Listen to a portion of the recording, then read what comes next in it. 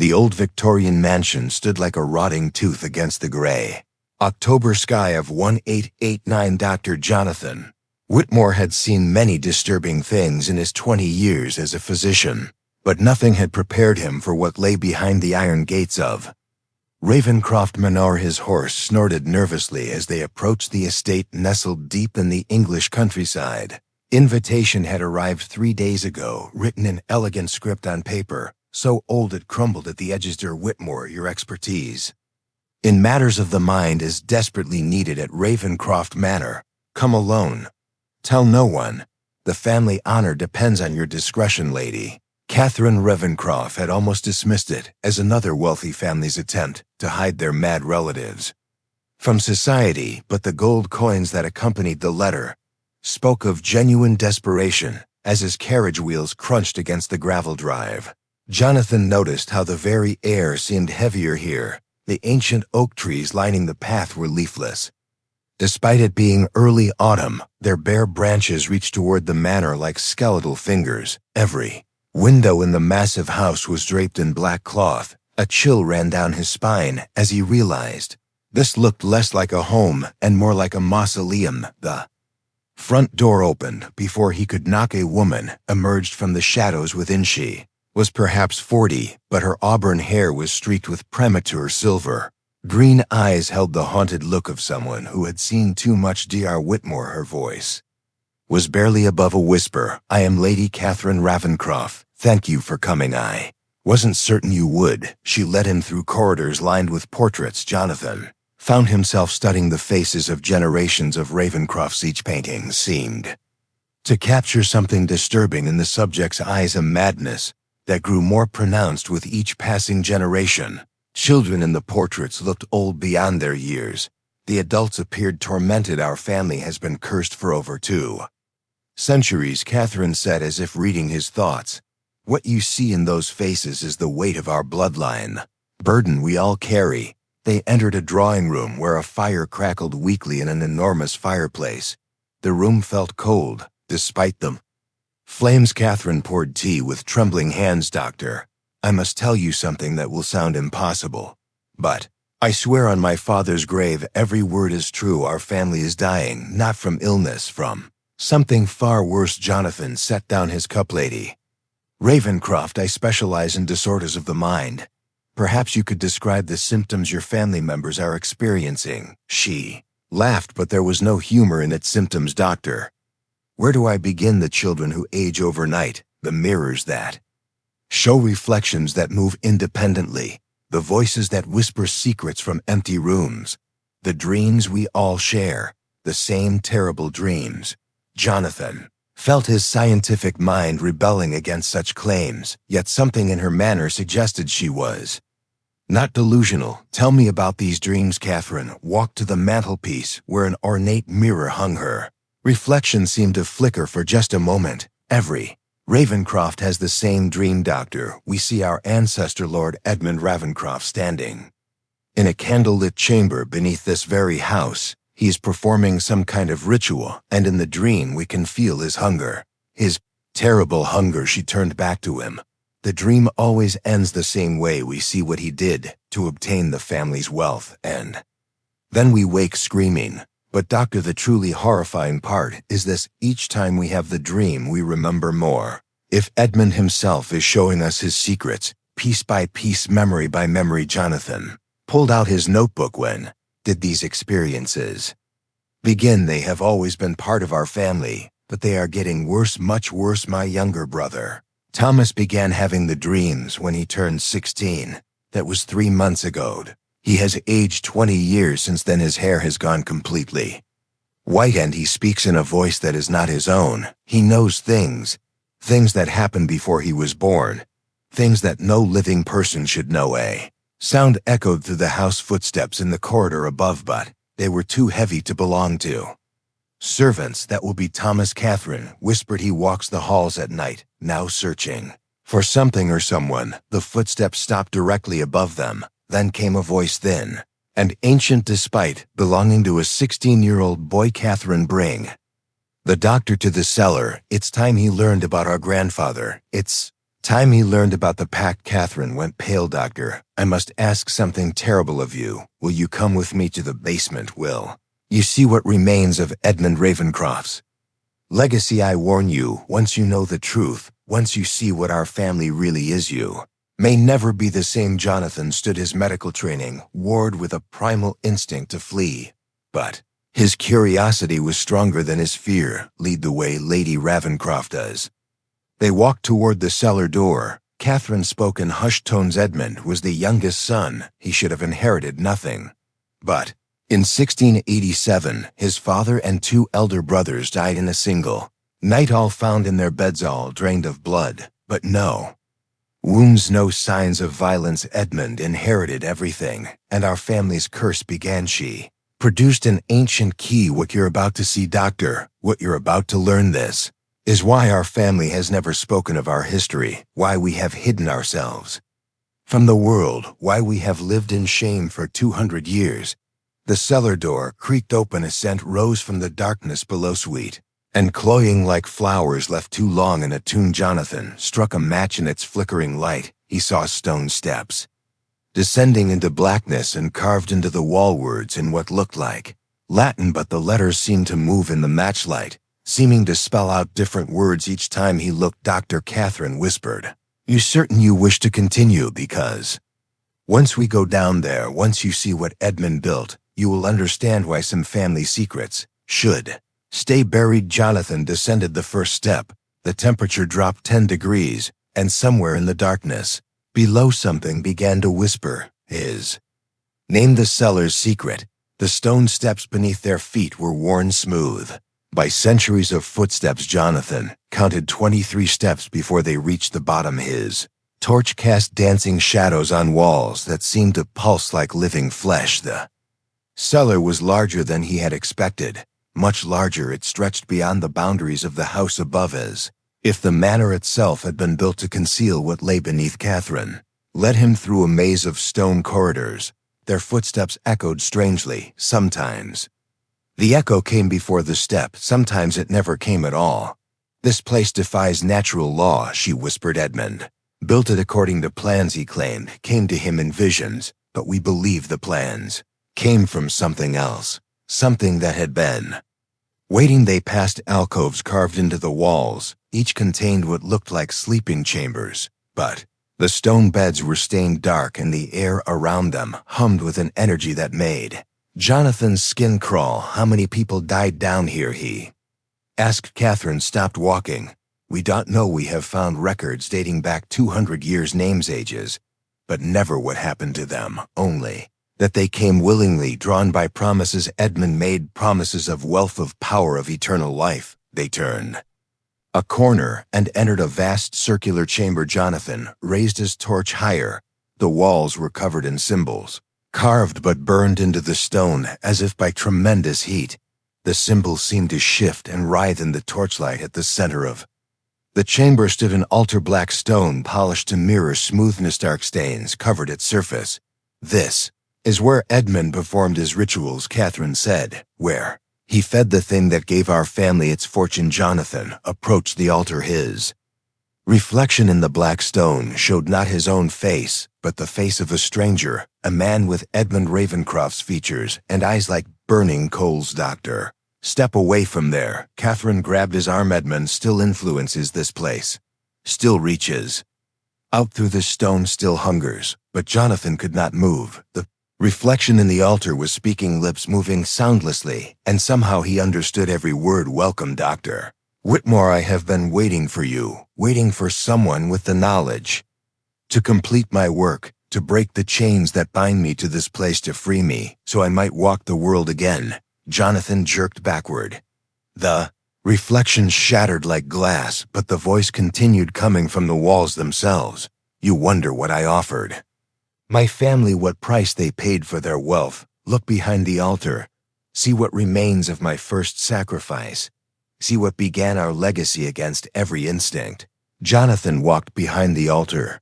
There in the stone floor was a perfect circle. Within it lay bones, human bones arranged in a deliberate pattern.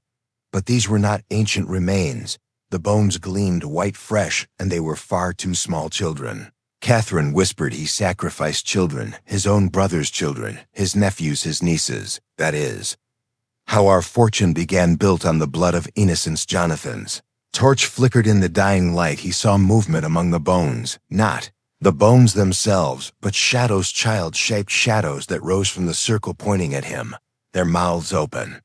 In silent screams, "They are still here," Catherine said, still. Trapped, still suffering. Edmund bound their souls to this place, made them part of his power, and every generation of Ravencrofts has fed that power, has added to the collection of souls. The torch went out in the absolute darkness. Voices began to whisper, children's voices. "Help us, for yes, make it stop. Please make it stop." Jonathan fumbled for matches. When light returned, the chamber had changed. Walls were covered in handprints, small handprints, burned into the stone, thousands of them, and in the center of each print was a name, a child's name. "Dear God," Jonathan breathed. "How many?" "We estimate over 300, Catherine replied. 300 children over 2 centuries. Edmund started with his own family, but the hunger grew, required more, always more. So the family began taking others, orphan, street children, anyone who would not be missed." Jonathan stared at the handprints.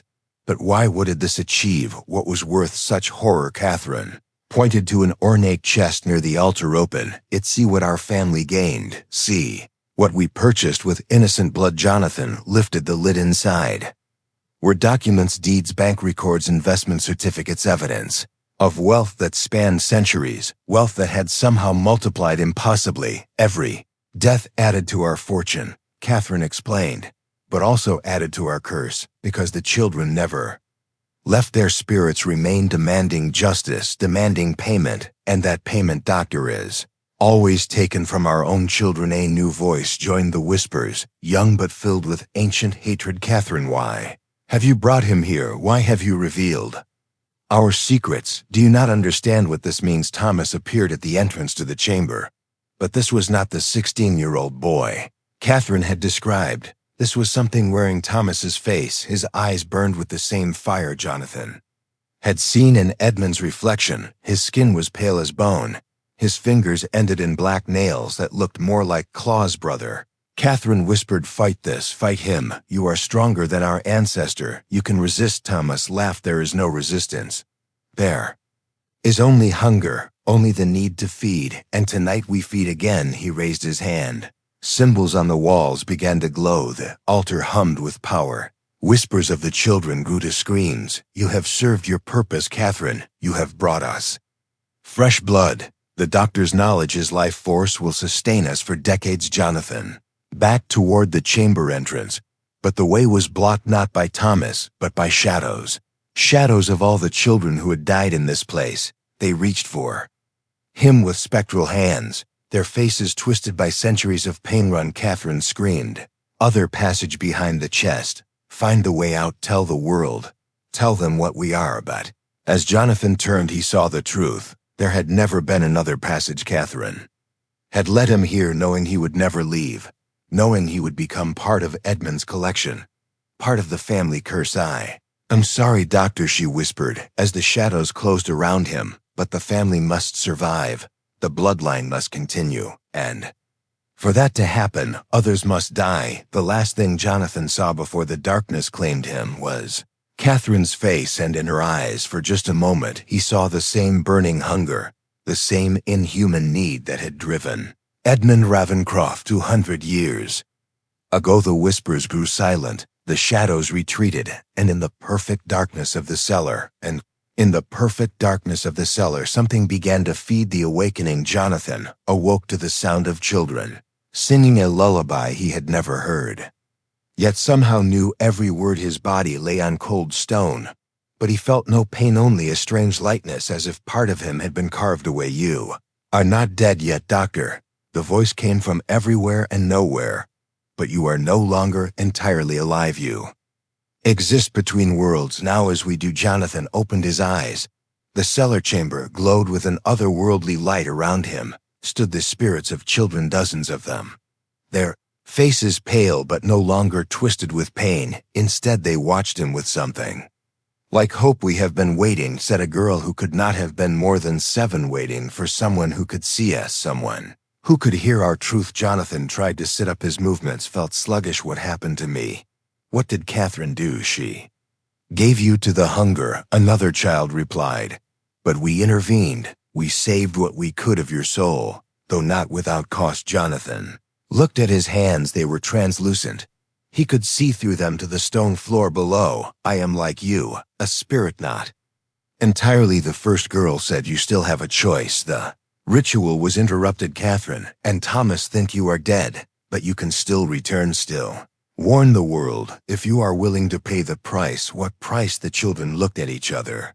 You must take our memories with you, all of them, every death, every moment of suffering, every betrayal by those who should have protected us. You must carry our pain, our rage, our need for justice. Jonathan understood. If I accept this burden, I will go mad. Perhaps you will also have the power to stop it. Oh, and what Edmund began, to free us all. The girl stepped forward. My name was Sarah Whitlock. I was taken from the London orphanage in 1823. Catherine's grandfather brought me here, told me I would have a family. Instead, I had my throat cut on that altar while the family watched, while they celebrated the gold that would come from my death. She touched Jonathan's forehead. Pain exploded through his skull. He saw through Sarah's eyes, felt her terror as she was dragged to the altar, experienced her final moments. The cold blade, the warm blood, the sight of the Ravencroft family standing in a circle chanting words in a language that hurt to hear. When the vision ended, Jonathan was screaming. That is only one memory, Sarah said. Sadly, there are hundreds more, each child, each death. Will you carry them all? Jonathan looked around the chamber at the innocent faces surrounding him. Children who had been murdered for gold, who had suffered for centuries, who deserved justice. Yes, I will carry them, all of them. What followed was agony beyond description. Memory after memory crashed into Jonathan's mind. He experienced every death, every betrayal, every moment of hope crushed by the reality of what the Ravencrofts had become. He saw the pattern that had repeated for generations, the way each family member was gradually corrupted, how they justified the murders, how they convinced themselves it was necessary for the family, for their children's future, for their survival. When it ended, Jonathan was no longer the same man. His eyes held the weight of 300 deaths. His mind contained the memories of centuries of horror. But he also had something else. Knowledge. Now you understand.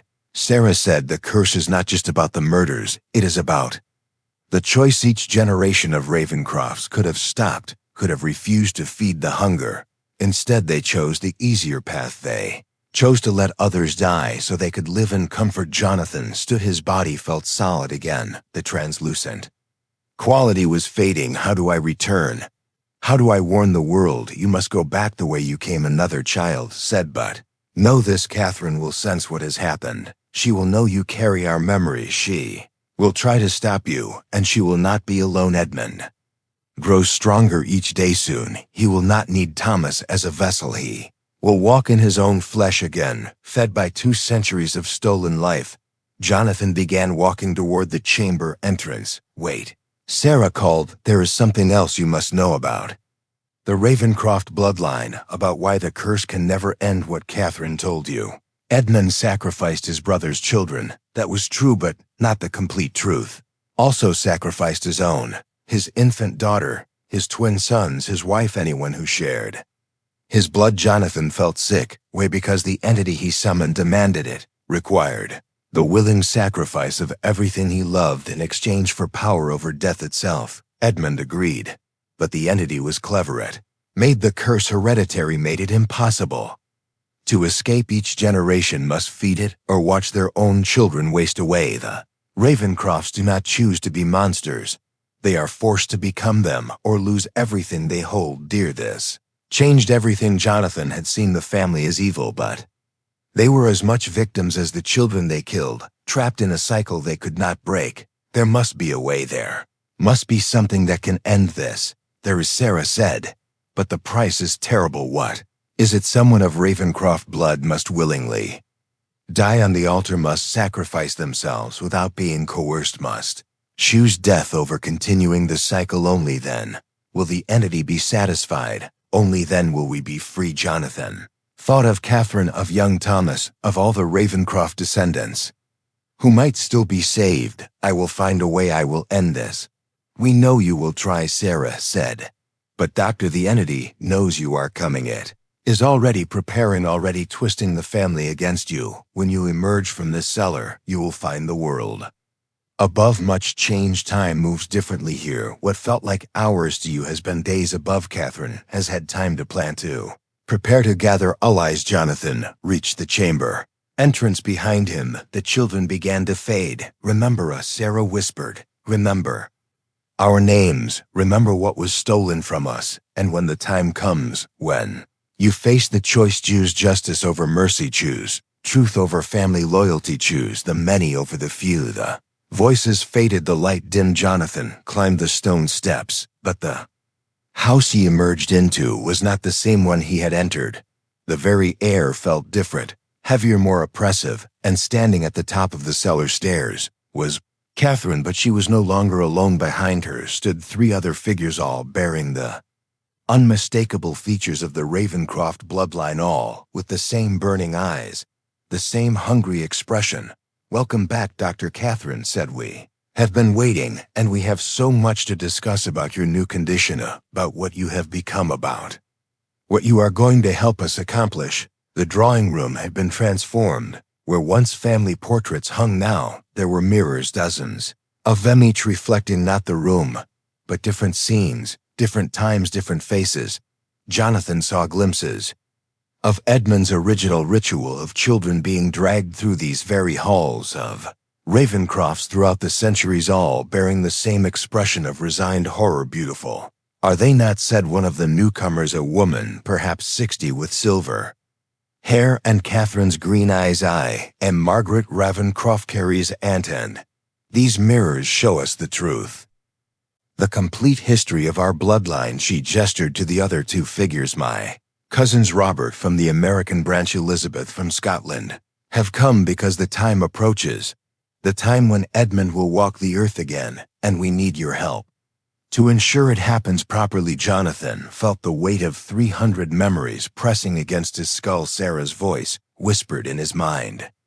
Lee, listen, but do not believe they have been corrupted completely. Unlike Catherine, they chose this path willingly. Dr. Whitmore, Catherine said what happened to you in the cellar, what the children showed you, it was not the complete truth. She approached one of the mirrors. Her reflection showed not her face, but Edmund's, her ancestor, did not doom you. Saved us, gave us power beyond imagination, wealth beyond measure, and most importantly, he gave us purpose. Jonathan watched as the mirror showed scenes he had not seen before. Edmund performing rituals, but now the children appeared willing, smiling, eager to participate. This is false, Sarah's voice hissed. They are showing you lies, memories twisted by centuries of guilt. Do not believe what you see. But perhaps, Margaret continued, it is time you understood what we really are, what we have become over these 2 centuries. We are not merely wealthy. We control governments, banks, entire industries. Ravencroft influence reaches into every corner of human civilization. Robert stepped forward, his American accent sharp and confident. The railway lines crossing your continent, the shipping companies, the newspapers that shape public opinion, all ours, built with power drawn from the entity. Edmund summoned. Elizabeth spoke with a Scottish bird. The children we take now, they do not simply die, they become part of something greater, part of a network that spans the globe. Their life force channeled through us, their memories absorbed, their talents made ours. Jonathan realized the horror was even greater than he had imagined. You have built an empire on murder. An empire that continues to grow. Catherine smiled. An empire that needs expansion, fresh minds, new knowledge. Your medical expertise, for instance, combined with our supernatural abilities, could advance human understanding by centuries. All we need is your willing participation. Mirrors began showing different scenes, hospitals where Ravencroft money had funded research, medical schools where their influence shaped curriculum, asylums where inconvenient people disappeared. We have been preparing the world, Margaret said, for Edmund's Return creating institutions, systems, networks of power, so when he walks among the living again, he will have an empire waiting. Jonathan understood. Children in the cellar, they were just the beginning.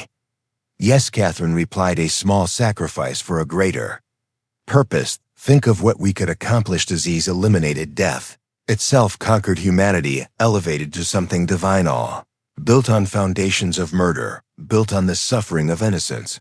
Robert laughed. Innocence, doctor, there are no innocents.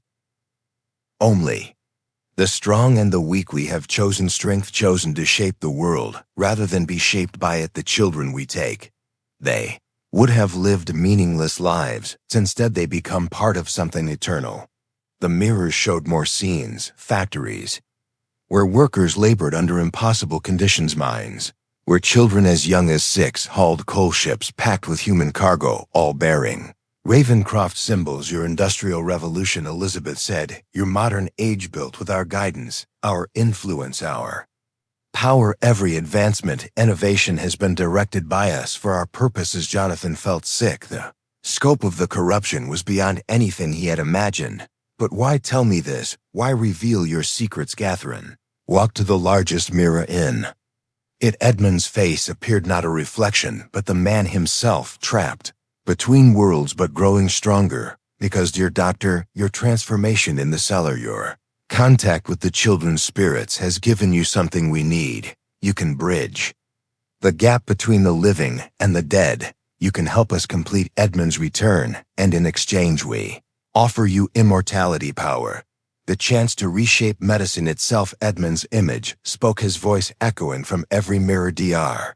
Whitmore, I have waited 2 centuries for someone like you, someone who could carry the memories of the sacrificed, someone who could understand both science and the supernatural. With your knowledge combined with my power, we can create a new age, an age where death is optional, where suffering serves a purpose, where the strong rule as they were meant to. Jonathan backed toward the door. You are asking me to help you murder more children, to expand your empire of horror. Margaret shook her head. We are asking you to help us transcend children. The sacrifices, they are temporary necessities. Once Edmund returns fully, once we have enough power, we will no longer need them. We will have found other sources, other methods. This is madness. This is evolution, Catherine corrected. The next step in human development. Those strong enough to seize it will become gods. Those too weak will serve or disappear. Robert produced a contract, ancient parchment covered in symbols that hurt to look at. Your signature, doctor, your willing agreement will complete the ritual, will bring Edmund back, will begin the true Ravencroft age. Jonathan looked at the document. Even without touching it, he could feel its power, the hunger radiating from every symbol. And if I refuse, the mirrors showed new scenes, hospitals burning, medical colleges collapsing, doctors hanging from lampposts. Your profession will suffer, Elizabeth said calmly. Every advancement, every breakthrough, every life saved will be undone. The world will plunge back into an age of disease and ignorance unless you help us, unless you choose progress over sentiment. Jonathan heard Sarah's voice one final time. Remember us. Remember what they really are. Remember that some prices are too high to pay, no matter what they offer, no matter what they threaten. He looked at the contract, at the eager faces of the Ravencrofts, at Edmund's image in the mirrors, and made his choice. I need time to consider. Catherine smiled. Of course, but doctor, remember, time is not unlimited. Edmund grows stronger daily. Soon that choice will be made, with or without your cooperation. We simply prefer to have you willing. As Jonathan was escorted to a guest room, he caught a glimpse of movement in the mirrors. Children's faces watching, waiting, hoping he would choose correctly. When the door closed behind him, Sarah appeared, translucent but visible. Now you understand the true scope, the true horror. They have been shaping your world for centuries. War, every plague, every tragedy has served their purposes, and tomorrow they will ask for your final answer. Jonathan did not sleep that night. Instead, he sat by the window, watching the grounds of Ravencroft Manor in the moonlight. He could see them, hundreds of translucent figures, children wandering the estate, some recent victims still wearing the clothes they died in, others so old Their garments had turned to mist, all of them looking up at his window, all of them waiting. Sarah materialized beside his chair. You have seen the scope of their power. Now let me show you something else. Something they do not want you to know. She touched his forehead. Visions flooded his mind. But these were different from the memories of death. These showed the world as it could have been: medical advances that had been suppressed, cures that had been buried, doctors who had discovered too much, who had been silenced, every plague that lasted longer than it should, every cure that came decades late, every medicine that remained expensive when it could have been cheap, all controlled, all manipulated to serve their purposes. Jonathan saw hospitals that could have been built, research that could have saved millions, progress that had been deliberately slowed. They have not advanced humanity. They have held it back, kept it weak, kept it dependent so they could remain in control. The visions ended. Jonathan looked at Sarah. You are saying their offer is false, that they will not improve medicine. They will continue to control it. Oh, use suffering as a tool. They will promise anything to gain your cooperation. But once Edmund returns, once they have what they need, you will become another victim, another soul bound to serve them. At dawn there was a knock on the door. Catherine entered carrying a breakfast tray. Her smile was warm and genuine. For a moment she looked like nothing more than a concerned hostess. I trust you slept well. Have you considered our offer? Jonathan looked at her. This woman who had led him into horror, who had betrayed him to creatures wearing human faces, who spoke of murder as if it were progress. I haven't. I need to see something first. I need to see Edmund, not his reflection, not his image in mirrors. I need to see what he has become. What 2 centuries of feeding have created. Catherine hesitated. That would be dangerous. Edmund in his current state, he is not entirely rational. The hunger has changed him. If I am to help you bring him back, if I am to sign your contract, I need to understand what I am unleashing. Catherine nodded slowly. Very well. But doctor, when you see him, remember that he chose this, chose to become what he is, for the good of humanity. She led him back to the cellar, but this time they went deeper, past the ritual chamber, past the alcoves of bones, to a door he had not seen before, a door carved with symbols that seemed to writhe and pulse. Beyond this threshold Edmund waits. He has been patient. Has its limits. The door opened without a key. Beyond lay a chamber that defied natural law. The walls curved impossibly. The ceiling stretched up beyond sight, and in the center, on a throne made of what looked like crystallized blood, sat Edmund Ravencrofter. What Edmund had become. The figure retained human shape, but the skin was translucent, veins that glowed with stolen life. The eyes were pools of darkness that seemed to contain entire galaxies. When it spoke, the voice came from everywhere. Whitmore, welcome. I have been eager to meet you two. Speak with someone who understands both worlds, the world of science and the world of power. Jonathan forced himself to speak. Lord Ravencroft, your descendant tells me you offer humanity advancement, progress, evolution. The thing that had been. Edmund laughed. I offer transcendence, freedom from the limitations of flesh, from the weakness of morality, from the burden of conscience. Humanity as it exists is flawed, weak, sentimental. I can remake it perfect. It create a race of beings who never doubt, never hesitate, never choose weakness over strength. And the children, the innocents you have murdered, they were necessary fuel for transformation. Their lives, brief and meaningless, have been given purpose, made eternal through service to something greater. Jonathan looked around the chamber. The walls were covered in faces, the faces of every child who had died. But these faces were not at peace. They were screaming silently, endlessly. You call this service, I call it justice. The strong consume the weak. That is natural law. I simply refined the process, made it efficient, purposeful. And when I return to the world above, when I walk in flesh again, will complete the transformation. Every child, every adult, every human being will serve the purpose I determined for them. Jonathan understood this was not about advancement, not about progress. This was about absolute control, total domination. The reduction of humanity to cattle. You are not offering evolution.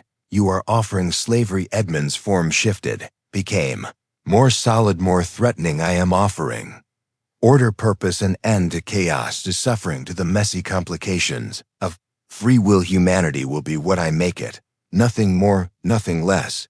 Now, Doctor, will you help me, or must I find other methods? Jonathan thought of Sarah, of the hundreds of children of the world above, unaware of what waited in the darkness. I have made my decision. Edmund leaned forward, and Jonathan pulled something from his coat, a small mirror, one he had taken from the drawing room. In its surface Sarah appeared, and behind her all the other children. I choose them. I choose justice. I choose to end this. Edmund roared. The chamber shook. You cannot. The contract, the ritual, without your willing participation, I cannot return. Then you will remain trapped forever, and your family, your empire will crumble.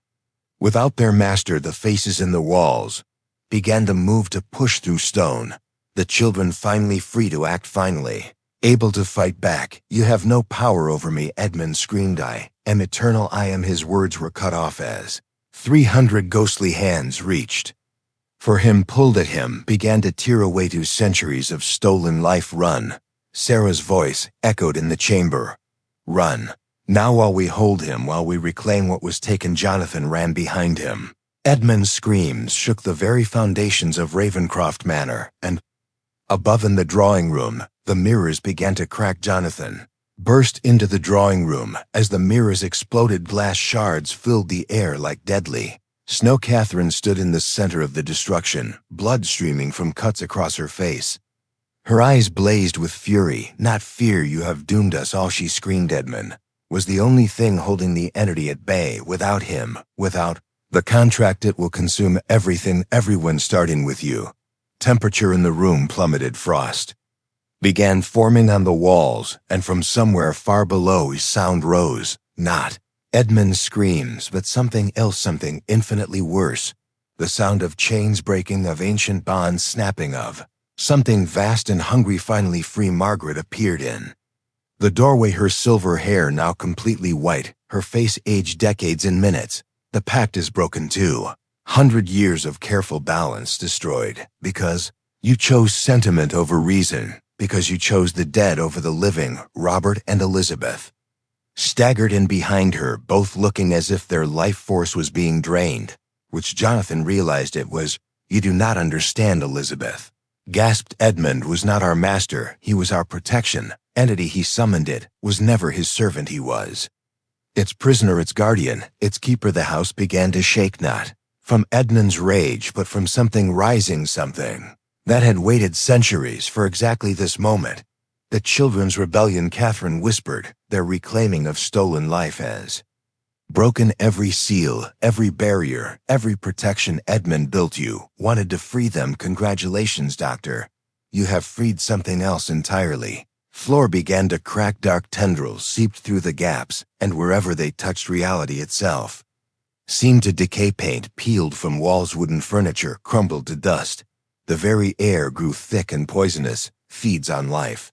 Margaret said all life, not just children, not just the innocent. Everything. Edmund's ritual, his sacrifices, they were meant to satisfy it. Oh, keep its hunger contained, to limit its appetite. Without those offerings, it will devour the world. Jonathan felt Sarah's presence, but she was weaker now, fading. We were wrong, her voice whispered. We thought we were trapped by Edmund. We were trapped by something older, something that used Edmund, used the family, used our deaths to stay anchored to your world. The horrible truth crashed over Jonathan. The Ravencrofts had not been the source of evil. They had been its victims, its unwilling servants, forced to feed it or watch it consume everything. You could have told me, Jonathan said. Could have explained. Catherine laughed bitterly. Would you have believed? Would you have helped if we had said, please, sign this contract?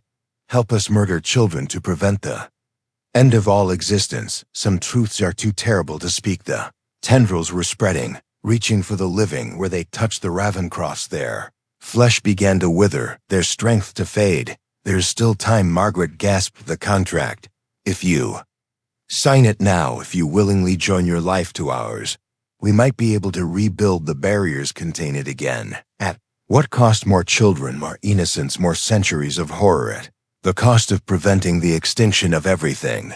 The entity does not care about good or evil, about justice or mercy. It cares only about consuming, about growing, about spreading to other worlds, other realities. If it breaks free here, if it gains enough power, will devour not just Earth but every world, every universe, every possibility that ever was or ever could be. Jonathan looked at the contract still lying on the table, still pulsing with dark energy, still offering him a choice between personal morality and universal survival. Sarah appeared one last time, her form almost completely transparent. "I understand now," she whispered. "Why we could never find peace, why we were bound here. We were not just victims, we were guardians. Our deaths, our suffering, they were the locks, the chains keeping it contained. And now because of us, because we sought freedom, everyone will suffer, everyone will die." Jonathan picked up the contract.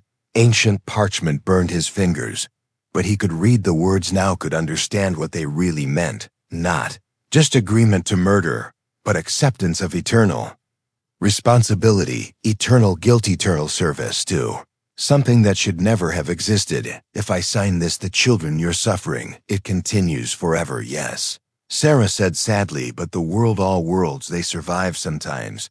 The right choice and the good choice are not the same thing." The tendrils were at his feet. Now he could feel them trying to drain his life, trying to add his essence to the entity's growing power around him. The Ravencrofts fell one by one, their centuries of stolen life finally reclaimed, but not by the children, by something far worse. "Choose quickly, Catherine. Breath. Choose while there is still time, while there is still a choice to make." Jonathan looked at the pen, at the contract, at the dying family, at the spreading darkness, and made the hardest decision of any human being in the history of the world. He signed the contract, burst into flame. The tendrils recoiled, the entity's roar of frustration shook the foundations of reality itself.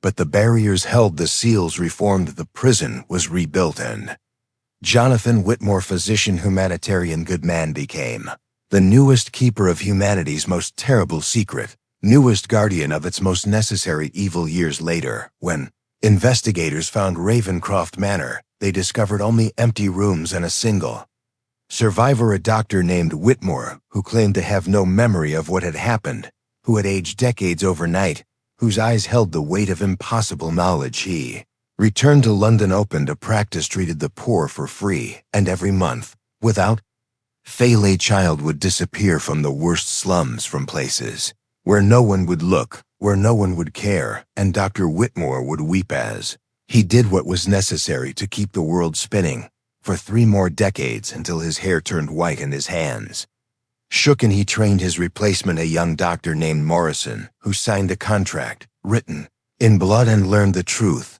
that some sacrifices are too important to be noble, and some heroes are too necessary to be good. The Ravencroft bloodline ended, but the Ravencroft legacy continued, as it always had, as it always would, until someone found a better way to keep the darkness at bay. The end.